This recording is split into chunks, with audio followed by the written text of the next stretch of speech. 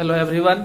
आज हम लोग उत्तक चैप्टर से क्लास 9 के लिए, है ना, पिछला वीडियो हम लोगों ने बनाया, बहुत सारे टॉपिक पे बना हुआ है वीडियो। आप चैनल को सब्सक्राइब करके सारे वीडियो को देख सकते हैं। आज यहाँ का टॉपिक जो है वो तंत्रिका उत्तक है ना। तंत्रिका उत्तक के बारे में आज हम लोग पढ़ेंगे। नर्वस टिश्यू तंत्रिका उत्तक क्या है, कैसे कार्य करता है, इसके बारे में हम लोग आज देखेंगे। तो सबसे पहले देखते हैं कि तंत्रिका उत्तक क्या है। तो जानते हैं कि यह हमारे शरीर का, ह्यूमन बॉडी का सबसे लॉन्गेस्ट सेल के रूप में जाना जाता है। ये हमारे बॉडी का सबसे लॉन्गेस्ट सेल के रूप में जाना जाता है ना। सबसे लंबा सेल है और इसका काम क्या है कि जो भी हम लोग स्टिमुलाई, है ना, स्टिमुलाई को ग्रहण करते हैं, संवेदना को ग्रहण करते हैं वातावरण से। संवेदना का अर्थ हुआ कि जैसे हम बोल रहे हैं तो आवाज कान सुन रहा है ना। तो कान से आवाज जो है ब्रेन तक जो पहुंच रहा है, वह पहुंचाने का काम किसका है, तो तंत्रिका उत्तक का है। ठीक है। इसके अलावा कोई पीन चुभाया, उस दर्द का अनुभव हम लोग करते हैं। आंखों से कोई चीज को देख रहे हैं, है ना, तो ये सारे सेंस ऑर्गन्स, कानों से सुनना, जीभ से स्वाद को ग्रहण कर रहे हैं, इस स्वाद को आगे तक पहुंचाने का काम भी जो है वो किसका है, तंत्रिका उत्तक का ही है ना। तो इस तरह से मतलब किसी भी तरह के स्टिमुली को, संवेदना को हमारा बॉडी ग्रहण करता है और उसको दूर तक पहुंचाने का काम जो है वह नर्वस टिश्यू तंत्रिका उत्तक का ही है ना। तो जंतुओं के शरीर के मस्तिष्क, मेरुरज्जु तथा तंत्रिका जितना सारा है वो इसी उत्तक से बने होते हैं। कह सकते हैं कि हमारे शरीर में संवेदना को स्थानांतरित करने का ही कार्य तंत्रिका उत्तक का है ना। यह संवेदना को एक भाग से दूसरे भाग में भेजता है। तो तंत्रिका उत्तक का जो इकाई है उसे क्या कहते हैं, न्यूरॉन्स कहा जाता है। न्यूरॉन की रचना को सबसे पहले हम लोग देखते हैं कि न्यूरॉन की रचना कैसी होती है, न्यूरॉन देखने में कैसा होता है। तो आप यहाँ देखें, यहाँ पर तंत्रिका उत्तक की रचना बनी हुई है। तंत्रिका उत्तक में सबसे ऊपर क्या देख रहे हैं, इस जगह पर तो यहाँ पर देख रहे हैं कि ढेर सारी झाड़ी नुमा रचनाएं है ना, ढेर सारा ब्रश जैसा रचना है।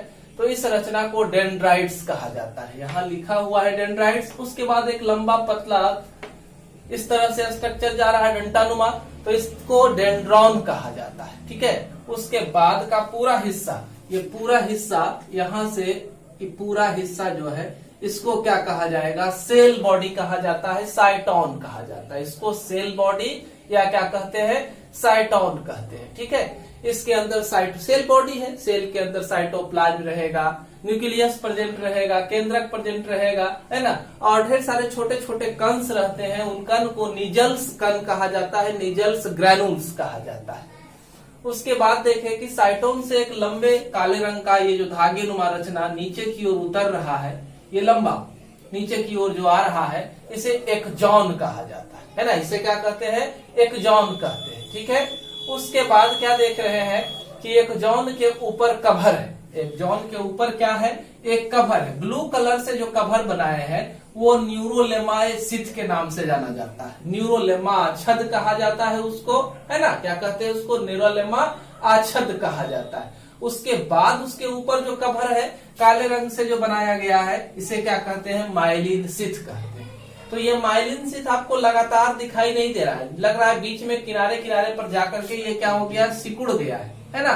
यहाँ पर इस कंस्ट्रिक्शन को, इस गड्ढे को क्या कहा जाता है, रेनवियर ने इसे खोजा था और उसी के नाम पर इसका नाम क्या पड़ा, रेनवियर नोड नाम पड़ा है। ठीक है। उसके बाद आप देखें तो उसके बाद आगे का हिस्सा ये एक्सॉन अंत कर रहा है, तो इस हिस्से को एक्सॉन टर्मिनल कहा जाता है। इस हिस्से को क्या कहते हैं, एक्सॉन टर्मिनल कहते हैं। और टर्मिनल के अंतिम हिस्से में गोल नॉब जैसी रचना है, इस नॉब को सिनाप्टिक नॉब कहा जाता है। इसको क्या कहते हैं, सिनाप्टिक नॉब कहते हैं। उस सिनाप्टिक नॉब में एक लिक्विड भरा हुआ, इस सिनाप्टिक नॉब के पास एक गैप है, इस गैप को सिनाप्स कहा जाता है। और इस सिनाप्स में एक लिक्विड भरा होता है जिसे एसिटाइल कोलिन कहते हैं, न्यूरोट्रांसमीटर होता है। ठीक है। ये हम लोगों ने इसकी रचना को देखा कि हमारा न्यूरॉन्स जो है, नर्व फाइबर जो है वो कैसा दिखाई देता है। ठीक है। अब इसके कार्य को हम लोग देखें, है ना, कि कैसे हमारा तंत्रिका उत्तक कार्य करता है। तो तंत्रिका उत्तक में सबसे पहले, जैसे हम यहाँ पर हमारे पूरे शरीर में इसकी लंबाई 1 मीटर तक होती है ना, तो 1 से 3 मीटर कहीं, तो ये इस हर जगह हमारे शरीर में मौजूद है। तो मान लेते हैं यहाँ मौजूद है, तो यहाँ मौजूद है, हम यहाँ टच कर रहे हैं, तो इस संवेदना को ये ले करके इसको आगे तक पहुंचा रहा है ना। ये क्या कर रहा है, इस संवेदना को आगे तक पहुंचाने का काम कर रहा है, ये आगे तक संवेदना को ले जा रहा है। तो सबसे पहले हम जो इसको पिन चुभा रहे हैं इस तरह से, तो ये पिन जो है, यह पिन दर्द का एहसास दे रहा है। तो इस दर्द को एक्सेप्ट कौन करता है, डेंड्राइट्स। इसे एक्सेप्ट करने का काम किसका है, डेंड्राइट्स का है, ठीक है। अब डेंड्राइट इसको ट्रांसफर किसको कर देता है, डेंड्रॉन को, है ना। अब मन में उठ रहा होगा कि हम यहाँ पर जो पिन कर रहे हैं, तो पिन कर रहे हैं, तो हम ये दर्द जो है किस फॉर्म में हमारे बॉडी में आगे तक ट्रांसफर होता है। तो न्यूरॉन्स में कोई भी मैसेज, संवेदना, स्टिमुली जो है कैसे ट्रांसफर होता है, तो इलेक्ट्रिकल इम्पल्स के, विद्युतीय आवेग के रूप में ये आगे तक ट्रांसफर होता है, स्थानांतरित होता है ना। इस विद्युतीय आवेग को ले जाने के लिए यहाँ पर ढेर सारे आयंस मौजूद होते हैं, Na+, Cl- Ca+, है ना। तो ये सब जो है एक चैनल होते हैं, पूरे इसके ऊपर जो है इसका चैनल बना होता है, सोडियम पोटेशियम आयन का चैनल बना होता है। और यही क्या करता है, एक से होकर के दूसरे पर, दूसरे से तीसरे पर होते हुए वो इम्पल्स जो है आगे तक ट्रांसफर होते हैं, ठीक है। तो विद्युतीय आवेग के रूप में न्यूरॉन्स क्या करता है, मैसेज को आगे तक ट्रांसफर करने का काम करता है।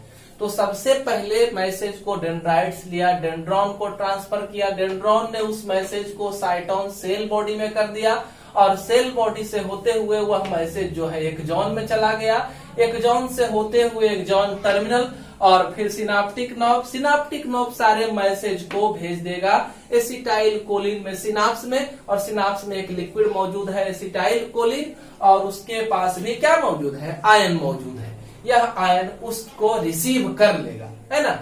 अब इसको यहाँ पर जो सिनाप्स को आप देख रहे हैं, सिनाप्स पर क्या होगा कि फिर इस तरह से सिनाप्स में एक नया न्यूरॉन्स लगा हुआ होगा, है ना। इस सिनाप्स में फिर एक नया न्यूरॉन्स लगा हुआ होगा, और इस मैसेज को आगे ट्रांसफर करने लगेगा। यानी कि सिनाप्स के पोजीशन पर डेंड्राइट्स जुड़े होते हैं। आपसे पूछा जा सकता है कि सिनाप्स क्या है, तो एक न्यूरॉन के एक्सॉन का अंतिम हिस्सा देख रहे हैं कि एक्सॉन टर्मिनल, अंतिम हिस्सा कौन हुआ, एक्सॉन टर्मिनल। एक्सॉन टर्मिनल से दूसरा न्यूरॉन का कौन जुटा हुआ है, तो डेंड्राइट्स। ऐसा वाला ही स्ट्रक्चर यहाँ मौजूद होगा, तो ये जुटा हुआ होगा। तो एक न्यूरॉन के एक्सॉन के अंतिम सिरे से दूसरे न्यूरॉन के डेंड्राइट्स जुड़ करके जो रचना बनाते हैं, उसी रचना को क्या कहा जाता है, सिनाप्स कहते हैं, है ना। सिनाप्स क्या हो गया, एक न्यूरॉन का एक्सॉन टर्मिनल और दूसरे न्यूरॉन्स का डेंड्राइट्स, ठीक है। यानी कि यहाँ से जो मैसेज आया उसको दूसरा न्यूरॉन्स जो है वो क्या करेगा, एक्सेप्ट करने का काम करेगा और उसे आगे ट्रांसफर करने का काम करेगा। तो ये सिनॉप्स की रचना बनी, ठीक है। तो इस तरह से मैसेज चलते चलते हमारे ब्रेन तक पहुंचता है। हम जानते हैं कि हाथ में अगर चोट लगा या दर्द का अनुभव हो रहा है, तो यह मैसेज पहले कहाँ जाएगा, स्पाइनल कॉर्ड में, और स्पाइनल कॉर्ड उसको ट्रांसफर करेगा कहाँ, ब्रेन में। और ब्रेन, जैसे हमको कोई मार रहा है ना, तो हमसे छोटा व्यक्ति है, तो हमारा हाथ दूसरा उठ जाता है उसको मारने के लिए, है ना।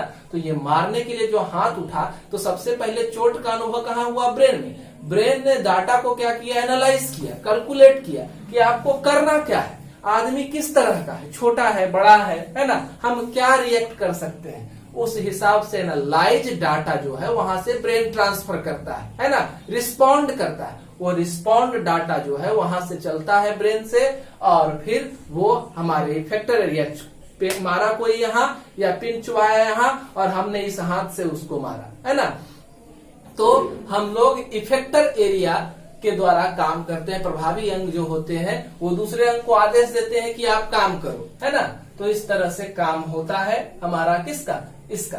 तो अब देखते हैं कि ये जो न्यूरॉन्स है कितने प्रकार के होते हैं। तो ये न्यूरॉन्स 3 प्रकार के होते हैं। पहला सेंसरी है, पहला कौन सा है, सेंसरी है, संवेदी है। इसका काम क्या है, तो इसका काम है कि जो भी प्रभावी, चोट लगा, कान है तो कान से आवाज अंदर जा रही, तो यहां से वो क्या करेगा, संवेदना को एक्सेप्ट करेगा, लेगा, और इसको ब्रेन या स्पाइनल कॉर्ड जहां तक जरूरत है वहां तक पहुंचाने का काम जो है सेंसरी का है ना। जो भी स्टिमुलस है उसको ले जाने का काम किसका है, सेंसरी का।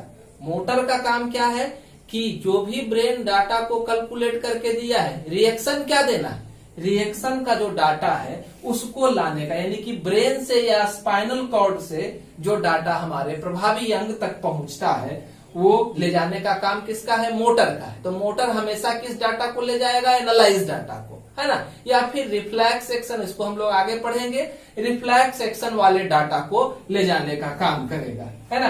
रिफ्लेक्स एक्शन सडन एक्शन, जैसे हम लोग अंधेरे में जा रहे थे, पैर के नीचे कुछ आया, रस्सी ही था लेकिन हमको लगा कि सांप है, हमने पैर तुरंत हटाया, है ना। अब टॉर्च जला करके देखा तो वो नहीं, वहां रस्सी था, सांप नहीं था। तो हमारे ऑर्गन को बचाने के लिए जो एकाएक फंक्शन हो गया बिना सोचे समझे, है ना, वो रिफ्लेक्स एक्शन कहलाता है। तो सेंसरी और मोटर को हम लोग समझे। उसके बाद एक और नर्व होता है, वो होता है मिक्स प्रकार का, है ना। मिक्स प्रकार का नर्व हुआ कि जैसे यहां से मैसेज ब्रेन तक पहुंचा, तो ब्रेन से कैलकुलेट डाटा जो हुआ, अब कैलकुलेट डाटा को यहां तक ला करके देगा तभी ना उसको मोटर ले जाएगा, है ना। मोटर यहां से ले जाने का काम कर रहा है, सेंसरी यहां तक ला करके छोड़ा, मोटर फिर यहीं से है ना। हर जगह हमारे बॉडी में दोनों है, सेंसरी भी है और मोटर भी है। तो यहां से ब्रेन के पूरे हिस्से में जो नर्व है उस नर्व को क्या कहा जाता है, मिक्स नर्व कहा जाता है। यानी कि मिक्स नर्व सेंसरी के डाटा को भी ले जाने का काम करता है ना, माने संवेदना को ले जाने का काम करता है, और मोटर के द्वारा जो भी जाएगा उसको भी ले जाने का काम करता है ना। यानी कि तो इसलिए इसको क्या कहते हैं, मिक्स कहा जाता है, ठीक है। तो इस तरह से हम लोगों ने देखा कि क्या क्या काम करता है। बाकी यहाँ पर साइटोन एक कुछ और शब्द है, जैसे कि रैनबी और नोड के बारे में तो आपको बता दिया गया, है ना। उसके बाद क्या है, साइटोन के समूह को क्या कहा जाता है, जब एक जगह ढेर सारे सेल बॉडी, ढेर सारे मतलब नर्व एक जगह जमा हो जाए तो उस नर्व के गुच्छे को क्या कहा जाता है, गुच्छिका या गैंग्लिया कहा जाता है ना, ठीक है। और तंत्रिका उत्तक मस्तिष्क और मेरुरज्जु हम जानते ही हैं, तंत्रिका उत्तक नहीं रहेगा तो न तो हमारा मस्तिष्क या मेरुरज्जु, स्पाइनल कॉर्ड, ये वाला हिस्सा को ही क्या कहते हैं, मेरुरज्जु कहते हैं, कोई काम नहीं करेगा। तो हम लोग ने देखा कि किस तरह से काम होता है। रिफ्लेक्स एक्शन में डाटा बिना क्या होता है, एनालाइज किए हुए ही रिजल्ट आ जाता है, ठीक है। तो इस तरह से हम लोगों ने डाटा को देखा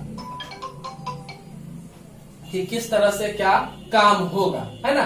तो हम लोगों ने इस तरह से नर्व टिश्यू के बारे में पूरी जानकारी प्राप्त की और समझा कि क्या है। चैनल को सब्सक्राइब करेंगे जिससे कि आपको लगातार हमारा वीडियो आप तक पहुंचता रहे। धन्यवाद।